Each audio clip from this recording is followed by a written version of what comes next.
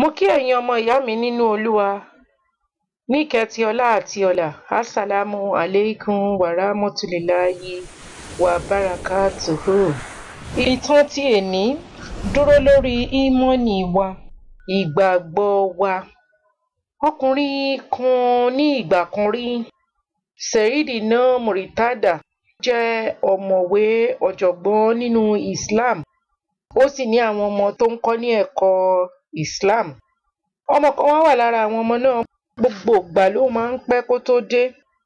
Syed Murtadha wá pe ọmọ náà, ó ní, èyí ṣe tí wọ́n ṣe máa ń pẹ́ ní ojoojúmọ́ báyìí? Ó ní, ìkọjá omi ni mò ń gbé.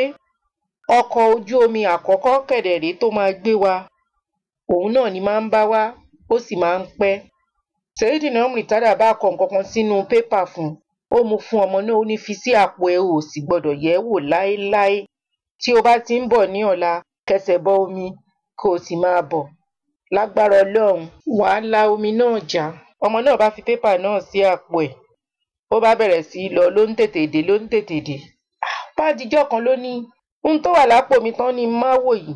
Òun náà ló ń ṣe gbogbo dẹmudẹmu yìí tí mò ń fẹsẹ̀ kọjá omi báyìí. Tí ẹ jẹ́ ohun tó wà ń bẹ mi lè ṣe kí n má wò. Ló bá ṣí. Ló bá dé Bismillahirrahmanirrahim. Mo bẹ̀rẹ̀ ní orúkọ Ọlọ́run ọba àjọkẹ́ ayé, ọba àṣàkẹ́ ọ̀run. Ṣé ọba ohun tí ń bẹ nínú àpò mi náà rí tí wá ń gbé mi kọjá omi? Ó dà, ló bá tún fi sápò tó fi tẹsẹ̀ bomi báyìí pé kò ń kọjá báyìí. Orí ló yọ tí ò jẹ́ kó rì. Ló bá sá padà. Bó ṣe tún dẹni tó tún dúró de ọkọ̀ ojú omi nìyẹn o. Ńgbò wá dé iléèwé tó pẹ́ dé, Syed Murtadha wá pè pé, ìwọ ọmọ yìí, ṣé bí mo ní o máa wo ohun tí ó wà lápò ẹ̀, kí ló dé tó wò? Syed Murtadha wá sọ yí pé, ṣé ẹ rí Bismillahirrahmanirrahim yìí? Mo bẹ̀rẹ̀ ní orúkọ Ọlọ́run ọba àjọkẹ́ ayé, àṣàkẹ́ ọ̀run. A lè fi orúkọ náà ṣí àpáta padà. Kò sí ohun tí a kò lè fi orúkọ yìí ṣe.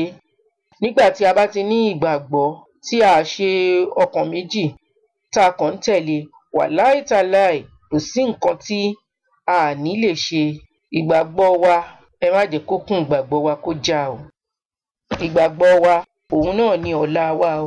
Òun náà ni èní wa o. Wabillahi taufiki, alhamdulillahi rabbil alamin.